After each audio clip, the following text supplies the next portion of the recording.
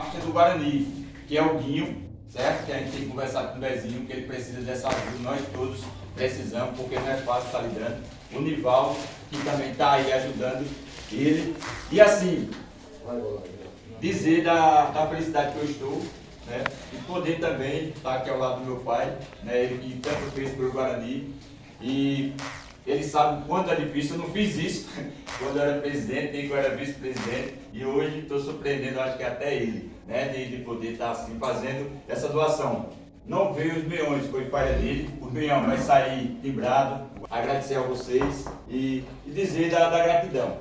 Certo? Deixa à vontade aí, possamos fazer assim, um bom jogo, né? Agradecer ao Bal por ter também feito essa ponte e a gente ter o privilégio de estar inaugurando um dia marcante, né? Com um time, ex-profissionais, pessoas que já jogaram também no Guarani aqui, a gente tem essa felicidade, esse feedback, né? Bal que jogou no Asa, Bal que hoje está no Guarani, pessoas que jogou no Asa que está ali dentro, que já jogou no Guarani. Então, quer dizer, uma felicidade, é um momento para nós fazermos um jogo diferente e poder, a partir de agora, esse marcha do Guarani, a gente ter toda uma estrutura ainda melhor, né? Porque nós somos grandes demais. E o Guarani é maior do que todos nós. Outra coisa.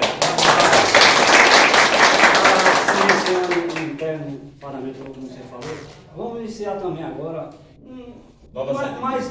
exato. Mais amigo entre a gente. Aquele negócio de estar discutindo, mandar um isso aqui dentro de